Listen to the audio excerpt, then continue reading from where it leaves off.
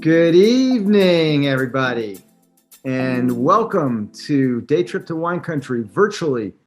I am Sam Kimball with Crush Wine Experiences, formerly New York Wine Events, and it's 7 p.m. in NYC and 1 a.m. in Barcelona, Spain.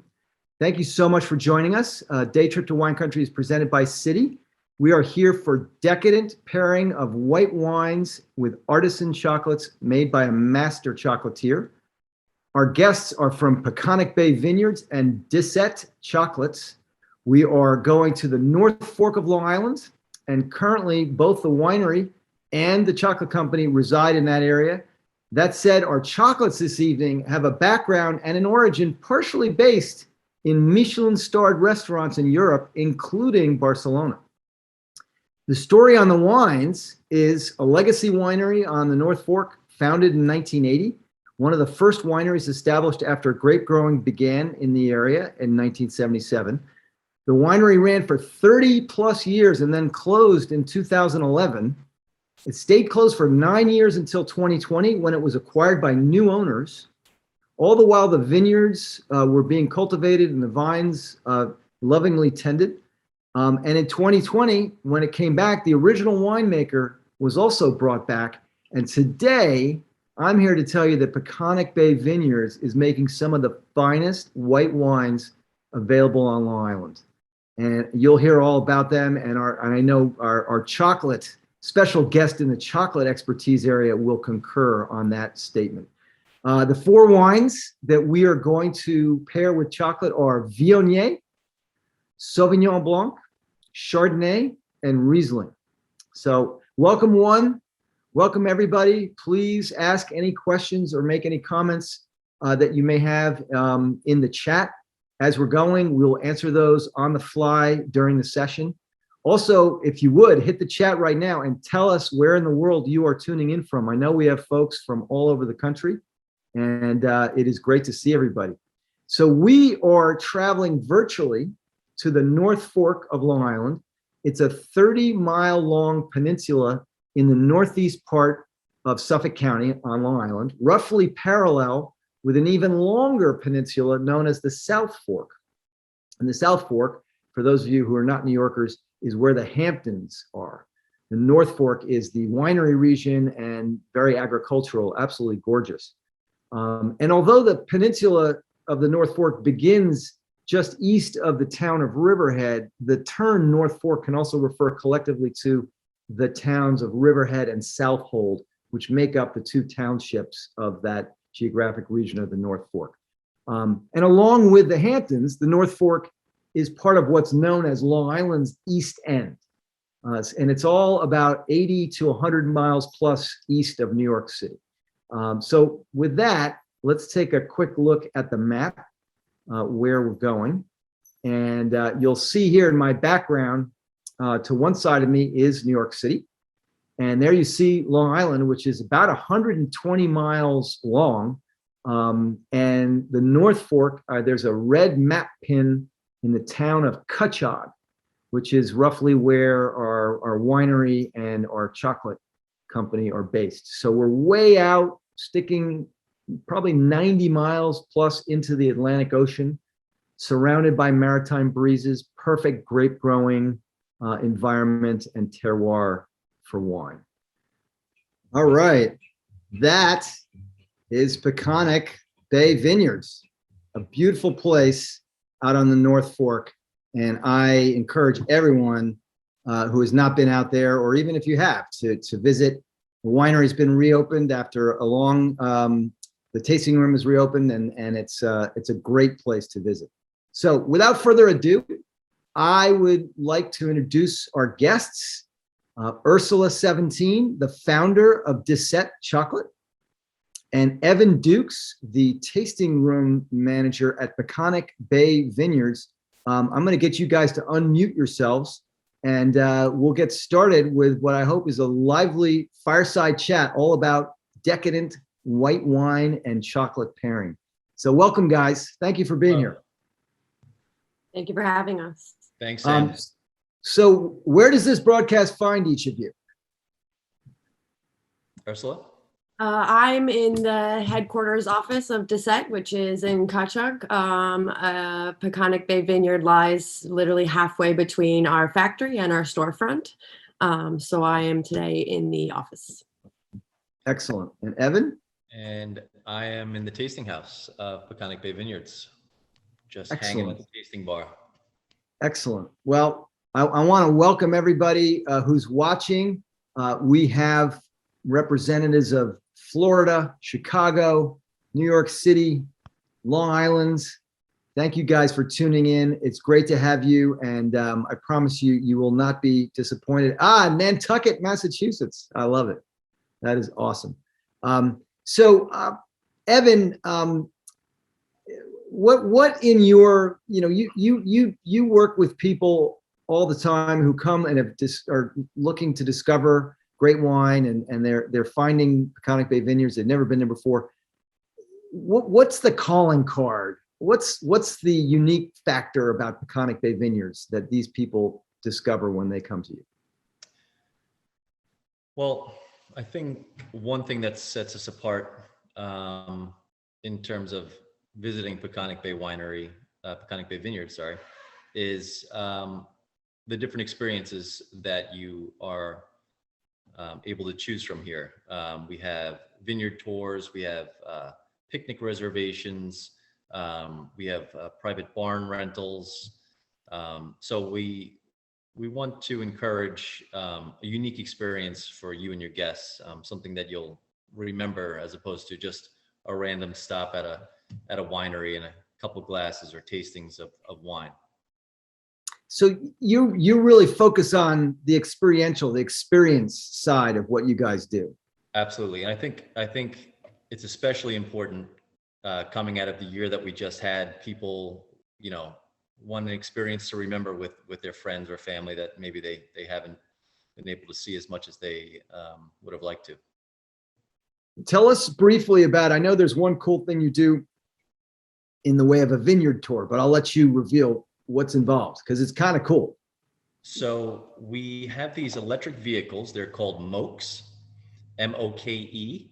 And we have a couple of these little vehicles, and we use them as our vehicle for a vineyard tour. So we take our guests through each vineyard block, and we'll taste a wine according to the vineyard block that we're visiting. We'll talk about, our growing practices. We'll talk about where the grapes are during the particular time of year. It's an educational experience, but it's a lot of fun. So it's like an immersive tour of the vineyard with wine tasting along the way. Big time. And you're in this little electric vehicle that's low to the ground. So you're in there. You're right, at eye level with the in the fruit zone. It's a lot of fun. And I have fun giving the tour. How many people can go at once on a Moke tour? So we have 2 Mokes. They're 4-seaters. So we typically at least one of them is driven by a Peconic Bay employee. So 6 tops. Yeah. Awesome. By the way, Christopher just logged in and he says Evan rocks. Love the private barn. Oh, Deegan. So what's the private barn? It is a little barn on opposite the tasting house. That it's just a rustic little area that you can have, between 10 and 30 guests come and enjoy, indoor outdoor space. Chris came the day after his wedding, and they had an awesome time. That's great. I love the fact, listen, going to wineries is a great thing, and 30+ million Americans go to wineries every year. But what you guys are doing in terms of building in a whole experiential factor so that it's a 3-dimensional, you're not just sitting at a tasting room bar and tasting wine, but you're getting out, getting into the vineyard. You guys have these amazing fire pits. The video didn't show them lit up, but you feel enveloped in agriculture and luxury and hospitality all at the same time when you go to Peconic Bay Vineyards. So I salute you guys for doing that. Thank you. So now, Ursula, I have to ask you, what is the calling card of Disset chocolates? First of all, what is Disset? What does that mean? What's the origin of the name Disset chocolates? So as you mentioned a little bit earlier, I have a background and roots in Catalonia, which is Barcelona and its surrounding areas. So my name is Ursula XVII, and Disset is 17 in Catalan. So being very close to the French border, the most memorable one is in French, it's Dissept with a T, with a P, and in Catalan, it's Disset with 2 S's. So it really kept with my name and a branding and kind of went on from there. And what's the calling card? What's that unique factor about Disset chocolate? So a lot of things that we try and differentiate from us, which really is why the North Fork felt like the perfect place for Disset, is it's bringing in a lot of background, innovation, and really unique flavors. So doing things like this and pairing, collaborating with people like Evan and his staff to let us create unique chocolates is really what sets us apart. So we like to call our chocolates just like little vessels of flavor at whatever extent that may be, whether it's just a Halloween box or an amazing wine pairing like the one we're going to have today. All right, I want to try to blow everybody's mind and give them a little insight into your world. And this is a little bit of a trick question, but what is the most exotic chocolate concoction you have ever made? And I think there's probably 2 answers. There's what do you, as a very advanced taster and consumer of chocolate, view of as the answer to that question? And then what is people who've gotten to know your product, what would they say? Yeah, so I would say that something that was exciting for me to create is something that is available right now, which is our first bean to bar chocolate, which is introducing beets in creating a vegan bar. It is a proceeds bar, this one, but that for me was weird because it had us creating and innovating and doing something that was a little bit outside of the box, and to come up with a product that actually tastes earthy, actually tastes like the local beets that we're finding all around us right now in the North Fork was really exciting. And for me, that's opening a new door to a lot of things that are going to happen at Disset. And then from the consumer's point of view, I would say since we opened Disset, I have on the menu right now one of what's called our more adventurous or weird flavors, which would be, we found a local grower who ferments her own cabbage at Hook and Garden, and she made us some kimchi, and we made a kimchi caramel with tahini bonbon paired with dulce de leche. So for me, those things seem normal. With my background, I love combining a bunch of things. So I would say that, maybe for a layman, that seems extremely out of the books and something very different. But for me, the being able to create a brand new vegan bar that's actually not dark chocolate was mind-blowing with all just local beets. It was really cool. I like to say it's rad. Yeah, there you go. That's awesome. Excellent. All right. And so, Evan, I have a question for you. This is another fun one. You've been in the wine industry for 12 plus years. Mm-hmm. What's the most interesting thing you have either seen or learned working in the industry over those past 12 plus years? I would say it's interesting to me. Remember earlier you put a map up of Long Island? Yep. The craziest thing to me is that people on this little island, this 110-mile island, have no idea about the North Fork, the vineyards. And when they come out here, it's like they've never seen a pumpkin or a bee. And it's interesting. It's, that's the most shocking thing. That is interesting. I mean, I'm gonna put that map up again briefly, just so people can see it. But I mean, it's not that far to No. basically the suburbs of the city.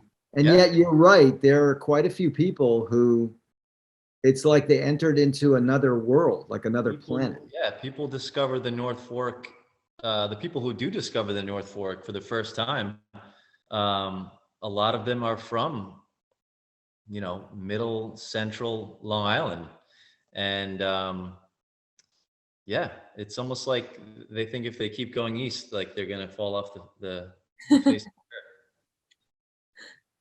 But So, I'm glad they come.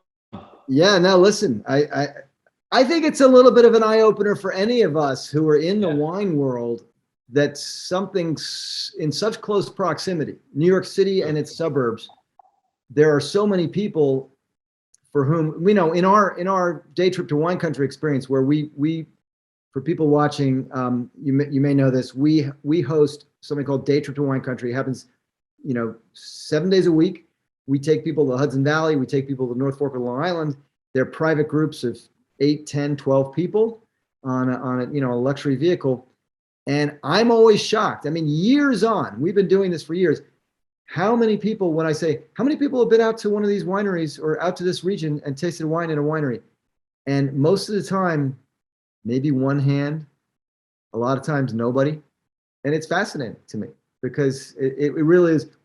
This is a wine region that's quite close to a major population center. So, Yeah. So a couple of questions. Have you incorporated different wines in the chocolates? Right? I think, let me rephrase that. I think the question is, have you incorporated wine into the chocolates in the making of the chocolate? So in this pairing, we chose not to. It's not to say that it is impossible. It is not something that would be new to Disset. But the approach that we took when Evan and I sat down was really fun in the sense of instead of wanting to bring the wine in and enhance whatever flavors the wine wanted, we really wanted to be a pairing in the truest of its senses. So instead of incorporating the wine, we brought about like 100 different ingredients, and we sat there and tasted the wine and tasted maybe 200 different combinations of chocolate insertions, this and that and the other, to form a balanced pairing. So in this instance, our approach wasn't so much to use the wine in the chocolate. We wanted a wine that would complement and really serve as a pairing to the chocolate. Okay, so Ursula, I got to ask you a question. I just realized this, maybe everyone else knew, but were these chocolates made specifically by you, custom, to go with each one of these wine selections? Absolutely. And that's something we sat for a few hours with Evan and some of his team members tasting together until we unanimously thought like, aha, that's the pairing. Some things didn't work, even though that was our first guess. And sometimes the first guess was the best, even though we tried different things after it. So yes, absolutely. These were all curated specifically for this tasting and these wines at this year. So when these wines then come out for the next production year, we'll have to start from zero. As everyone knows, the wine will develop and change, and we'll hope the chocolates to match along with those changes as well. And Evan, this combination, the 4 wines and the chocolates, the 2 different sets of chocolates, are available as a pairing box that people can order and get directly from Peconic Bay Vineyards. Yeah. Yep, absolutely. We had a really great response, and we also have this tasting -1. We have a tasting of 3 of the wines and 3 of the chocolates available in the tasting house at all times. So if you come to visit, you can experience it anytime you come. You don't need an advance reservation or tickets. It's here anytime. Yeah, but for people in Florida, Chicago, New Jersey, Nantucket, they can order the pairing box and the whole thing comes. But I don't know how I missed this. The chocolates were custom made to go with these wines. Yeah, that's like unbelievable.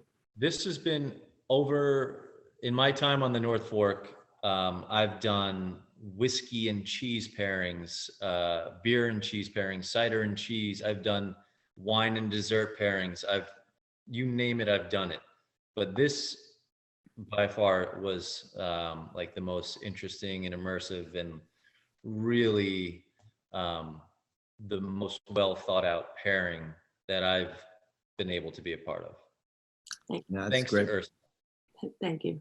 Ursula, you rock. It takes two. No, it takes two because I get approached to do pairings and it takes time out of someone's day to sit with me for 3 hours and do this, so I respect that not everyone would be willing or able to do that. So this for me was super fun. That's why I say it takes two, because you can't just say a Chardonnay is a Chardonnay, and I can do my best, but until I have that one, do I really know if it's going together? So it's really a thank you to you, Evan, you and your team to really, bear with me in that, it's fun, but it's to bear with me in that moment of like, let's see, like to show you guys how endless and this and that. And that, I think that's why the product ended up so great, is because by the end of the, mini tasting that we had so much fun and had such a great experience doing it that the product reflected just that. I love this comment from Susan. White wine with chocolate. Who knew? And so let's jump into I think this is a perfect moment to jump into tasting. Start going through each of the wines with the specific chocolate made for it.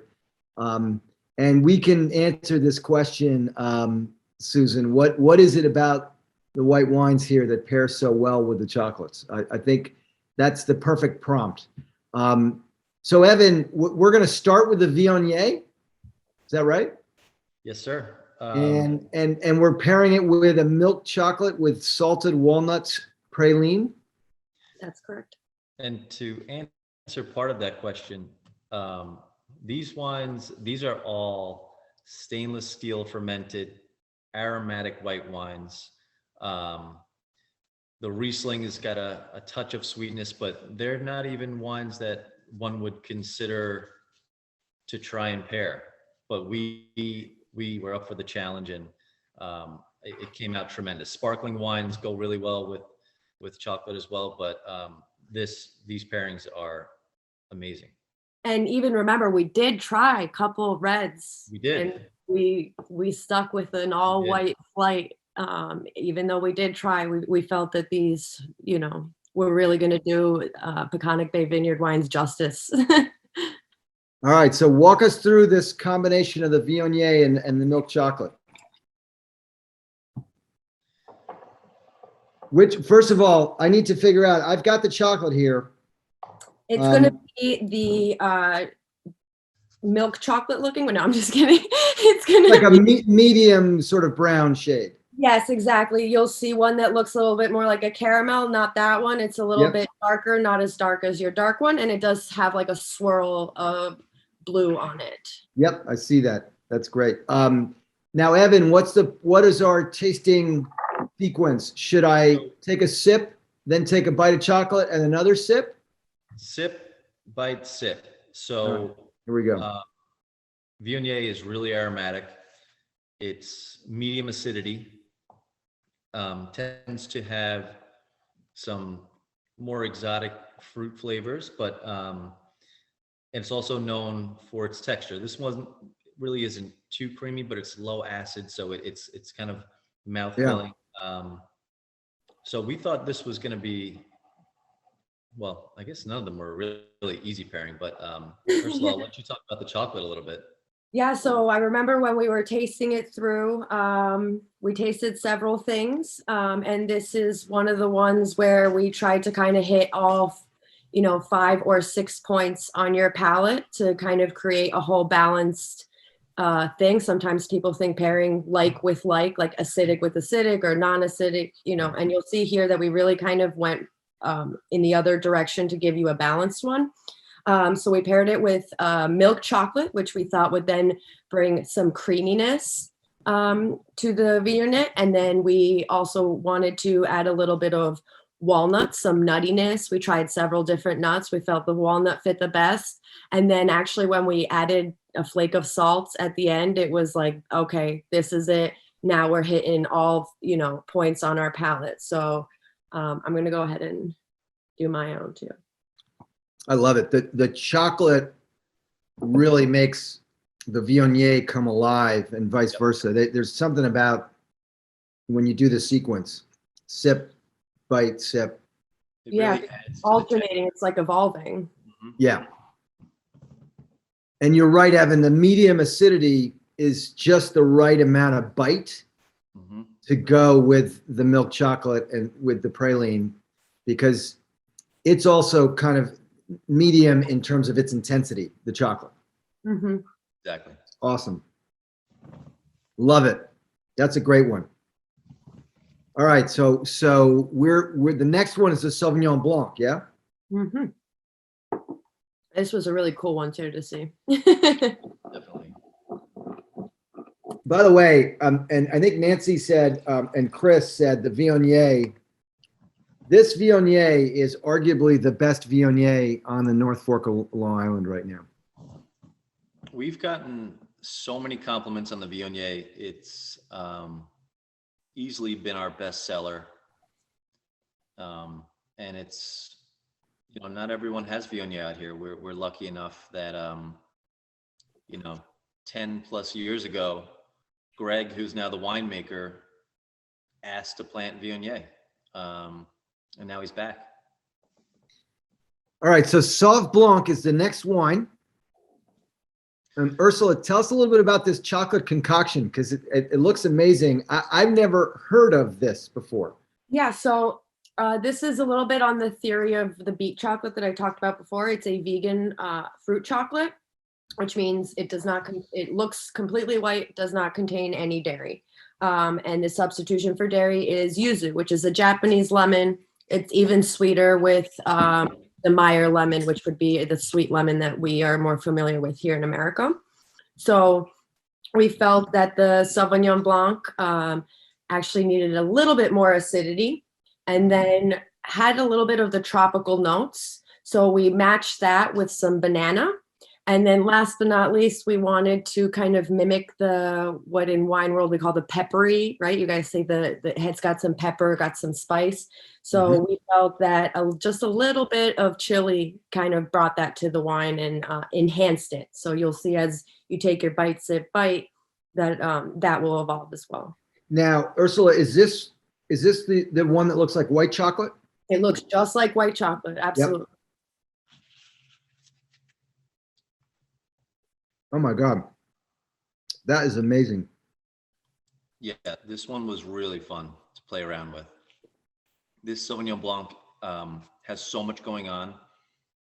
It doesn't really have many of those grassy notes that you would typically find in New Zealand style Sauvignon Blanc, a little more tropical fruit driven. But a funny thing about this wine that we actually really don't tell, it's not really mentioned because it's such a small part of the wine, but it does add quite a bit. Greg actually had too much Sauvignon Blanc, and he basically took what was gonna be extra and threw it in a barrel, in an older barrel.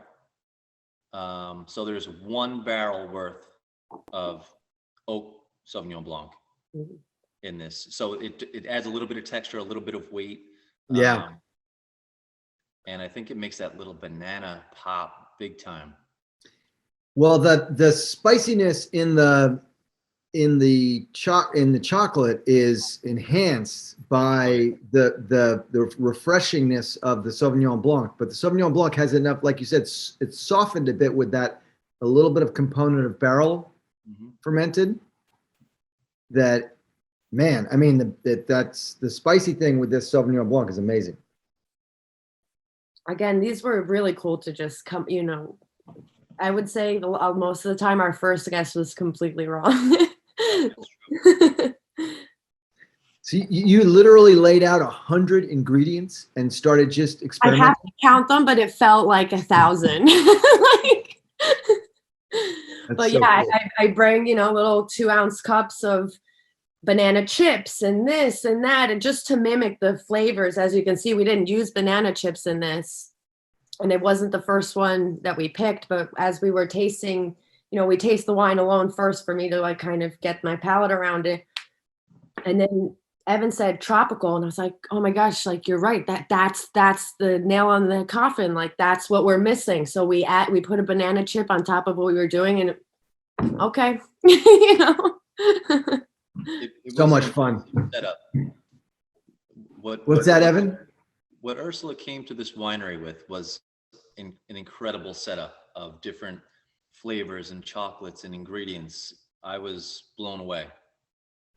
Ursula, was that part of your training in these super highly rated Michelin-starred restaurants in Europe? Did you pick up a lot of that sort of workflow and how to approach taste?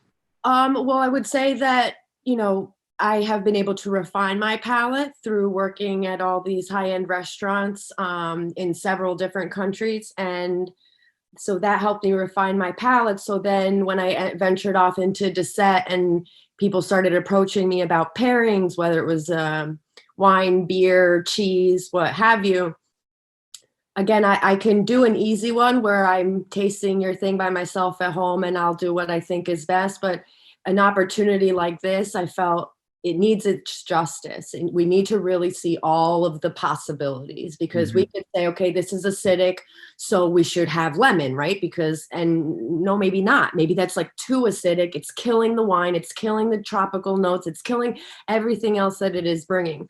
So it's really what I thought was, this is what I would do in R&D. I would take every ingredient that I could possibly think of and try and tone down the balance and tone down what I would want. So I would say, yes, my palate was refined. And obviously in fine dining desserts, you always worry about balance. You worry that there's texture, acidity, sweetness, saltiness, all of that. And I think that that's important to bring into a pairing. Otherwise, we're just going to compete with the wine. And that's not my goal. My goal is to enhance and show how beautiful the winemaker has done his job. Yeah, I think that's a great point. And you know, in the wine world, as you probably know, we talk a lot about balance, and we talk a lot about length and intensity and complexity.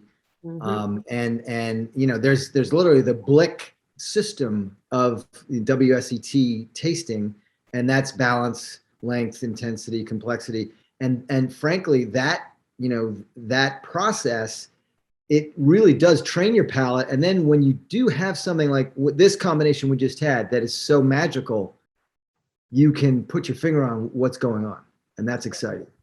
You know. Well, that being said, I'm excited for you to try the next one, because that was a surprise for all of us. Yep. So I'm excited for this one. Excellent. All right, let's do it. So this is Chardonnay with caramelized white chocolate with a cinnamon ganache. And this would be this sort of like tan colored. Yep, exactly. It'll look like this one right here. It has the Crossroad X on it. Excellent. All right, here I go. So this is our steel fermented Chardonnay. It's one of the wines that, you know, before Peconic Bay Vineyards reopened, under Peconic Bay Winery, was always a staple here, always a wine that people loved. It comes from a block right behind the tasting house, and it's a Muscat clone of Chardonnay that's really aromatic. So it's I think a little more unique steel fermented Chardonnay. Big green apple notes on this wine. Great body, well balanced, great acidity, of course. I mean, and the combination with the chocolate is great. I mean, Ursula, these chocolates, one is more delicious than the next. These are. Thanks. It's because of the wine, of course. They're phenomenal. They're phenomenal. So this one was fun. So the caramelized white chocolate, the flavor that would bring is almost like a caramel, a dulce de leche. And it was funny that this one, as we started tasting things, you know, we think green apple, we think, what does it need?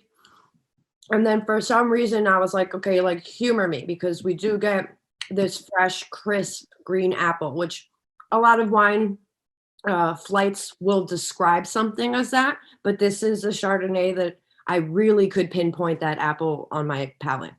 And so then when we introduced the caramel and the cinnamon, I think there was like an aha moment between all of us of like, this tastes like an apple crisp, and there is no apple, not in the bonbon, not in the wine. And what better way to showcase this unique Chardonnay than to, we essentially created a dessert without having the fruit present in just simply, a bite and a delicious glass of Chardonnay. Yeah, no, I love this. Like it conjures, when you're a kid and you had a caramelized apple, or with cinnamon. It's delicious. Yeah, I mean, that's Great why combination. I think with the whole day that I was there during the tasting, the first day, that's just the one I was like giddy about. I was like, just wait, it tastes like a dessert, it's not too sweet. It tastes like a balanced apple crisp that could have, come from one of the farms out here that make beautiful apple pies. But we just made that happen out of a wine that just has those notes. It was so cool. And you're by training, you're a pastry chef as well as a chocolatier. Yeah, so I started as a pastry chef and I transitioned into specializing as a chocolatier, and now I'm a full-time chocolatier. Love it. All right, so we're rounding third and heading home, guys. And we're now going to do Ursula's favorite wine of all. She has so many empty bottles of this wine, she started making flower pots out of them. That is a fact. That is very true. I actually have one of the out right here in my office, so I am not kidding. I'm starting to just hand them out to people. That's amazing. I love that. So this is the Riesling, and this is, Evan, tell us a little bit about it. It's a semi-dry. It's an off-dry Riesling. Yeah. Slightly off-dry. As you know, the North Fork has great natural acidity in all of our wines. It's made using arrested fermentation, so the wine wasn't sweetened at any point. The sweetness comes from its natural sugars. So essentially, during fermentation, once the wine got to a certain sweetness level that Greg liked, he essentially, you chill the tank down, and the yeast then die because it's too cold, and that arrests the fermentation. So any grape sugar that's left in the wine is now there, and it's really delightful. I mean, there's a huge pop of fruit flavor, and then great acidity that kind of cleans up any lingering sugar. And Ursula, good news, it's only 11% alcohol by volume, so you can keep drinking it liberally. I'll be fine. All right, so we're pairing this with what? So we are pairing this with a 70% dark chocolate and a very bold vanilla ganache. The vanilla is Madagascar vanilla, and I think this is going to kind of tie into a question that we had before we started tasting was, most people think chocolate and red wine, right? That's my number one question I get on Valentine's Day. Do you have red wine for this box of chocolates? But we got to use dark to show that white is worth it too. You know what I mean? Don't knock it out. And B, it felt perfect. This dark, very dark, because we did try several darks. This dark was bitter. So it brought, again, this is going back to really bringing balance. It brought bitterness. And then the fact that the vanilla was introduced, the vanilla in kitchen and culinary world is a flavor that rounds off, which to me is the same as in wine world telling a wine has a lot of body. It's the same place that it hits on your tongue, right in the center. So we felt like this combination was going to be bringing body, bringing bitterness, and then once again, making this beautiful Riesling shine through, again, equating, almost like bringing it to umami, right? Like bringing it to that perfect, simple, all together balance. This one is also a killer combination. But again, dark chocolate with red. Without red, to think dark chocolate with a white wine. And this wine, to Chris's point, is not, it's not too sweet. It's just, it's a little bit off dry. It's not, when people think Riesling, a lot of people just think sweet. There's so many dry Rieslings and semi-sweet Rieslings in New York State that are great. And there's sort of a misconception that Riesling means sweet wine. It doesn't necessarily. And this is a very lightly off dry, as opposed to heavily. So, has to do with that acidity. Yeah.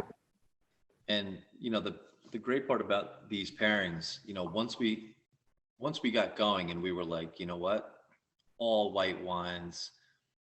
And once we started like hitting 1, hitting 2, we were like, this is amazing. Like this is really gonna like blow people's minds once they get through this tasting. Yeah, another great one. Evan, put me in for the tasting, for the pairing box, because I'm down for that. Good question from Julie, and this is really for you, Evan. What's the difference between a semi-dry Riesling and an off-dry? Semi-sweet and off-dry. Semi-sweet is actually a little sweeter on the international Riesling scale. Like there's dry, off-dry, semi-sweet, sweet. So semi-sweet's a little sweeter than off-dry. Yeah. So semi-sweet is sweeter, Julie. Yeah, I would consider this more off-dry. It's definitely off-dry because it has a little bit of sweetness, but it's very light. It's like those honest teas. It's a tad sweet. Yep. But not particularly. So cool. What before we log off, Ursula, what inspired you to get together with Peconic Bay Vineyards and Evan and the team and create these delicious concoctions? I mean, it's not a trivial task to do. It's not, but it kind of ties into the fact that I would like my brand and my shop to always keep innovating and keep creating. We also, one of the biggest pillars for Disset is collaboration and supporting what is going on in the North Fork. So after Peconic Bay Vineyards finally opened, there was a little bit of back and forth, and then it was really just a mutual interest in, like, there are other places that offer wine and chocolate pairings and this, that, and the third, but us being fairly new to as Disset as a brand, and them kind of reopening, it almost felt like the serendipitous times of like, we're literally less than a mile away. That's the closest vineyard, to me, really. And so it's like, why wouldn't I want to work with my neighbors, the ones right in our town? And then, you try the wines and it's like a no-brainer. I agree. I spend a lot of time on the North Fork and in wine country in general. And I have to take my hat off to Evan and Kenny and Greg and the team. I mean, you guys were barely open a few weeks, Evan, and I came by and I tasted through some of the wines and I was blown away at how good they are. And it's like the place was closed for 11 years, really? Like it was incredible. So whatever you're doing, keep doing it. Well, it has very little to do with me. I will admit that right now. That's all. Yeah, but you're creating the gateway and the hospitality layer to bring people in, and yeah. The nice part is Greg, is a big team player. So, when Ken and I, especially this year, Ken and I, well, I wasn't around last year, but we've had production meetings and he values our opinion in terms of what we should make, what we should make more of, styles. He definitely takes that into consideration. Well, I'm following you wherever you go in your wine journey and career, Evan. I'm going to follow you because you were. I don't know if anybody watching saw our March broadcast with Sparkling Point and the jam stand, the amazing jams and cheeses. But Evan was at Sparkling Point back then, and he was on the broadcast in March, and now he's at another like iconically high quality winery, which is so exciting, and I hope that you stay a long time. But if you go to another one, we're following you there too. So I hope to stay here for a while. I'm gonna be here for a little while, I think. How does Ursula stay so slim while working in the chocolate and wine world? Because it's good chocolate. There's no added sugars or fats in them. That's why. You know, Susan, I think that's a great question. And I agree with Ursula. I remember going to Italy on my honeymoon and eating as if the world were ending for 2 weeks. And I got home and I got on the scale expecting like a terrible surprise. And I had not gained a pound. But, you know, they don't really use the same additives and preservatives and stuff in the food in these other countries that we do. So it makes a big difference. Well, listen, guys, thank you so much for doing this. It was a blast. I'm going to be poorer because I'm going to be ordering the pairing box from Evan and getting the Disset chocolates. And Ursula, how do we find you? How do we find you on the web, in person? Yeah, so we're on all the social medias. We are dissetchocolate.com to find anything online. We do ship nationwide, everything from these chocolates to holiday collections, signature collections. We have kits for kids to do at home, workshops in the, we call it our atelier, our studio, which is open to the public. So really, we're out there, and if you just follow along with us, because we're so innovative and trying to keep pushing the buttons, we almost have to come out with a weekly, if not like every 2 weeks, every other week newsletter to let people know where we're at, what we're doing, what's new, what workshops are going on. So when Evan reached out and, you know, we thought it was going to be like a weekend thing, and it was such a success, it became a continuous thing. Now, you know, anytime someone asks us about pairings, and that's your place to go. But, you know, you'll find us in several different places in different capacities. Again, always highlighting other companies, the North Fork, the bounty that is out here. And you can always come into the shop. You can reach out to us, email, online, custom orders. But we're really here for you. And the more excited you guys are about it, the more excited I get about it. Well, that's a great summation. We will be visiting soon. Thank you. And by the way, Julie, there will be a recording. There'll be a video on demand. We've actually caught up. We were way behind on our edits, but we should have something up on the website in the next probably within about 4 days from now. And we'll try to send it out to you guys. It'll go on our social feeds as well. So thank you, Ursula. Thank you so much, Evan. And we look forward to seeing you both soon on the North Fork. And Elizabeth, yes, thank you. Elizabeth's our marketing manager. The video will be out early next week. So yeah, we'll thank you guys for doing this. Thank you everybody for tuning in from all over creation. And we will see you next week. We are going to go into the wild and delicious world of Slovenian wines next week. That's on October 20th. We're going to profile Avia wines in Slovenia. And they're the #1 wine that comes out of Slovenia, and they're absolutely delicious, super price accessible too in the States. So thank you guys. Stay safe, everybody. Have a wonderful evening, and we'll see you soon. All right. Bye-bye now.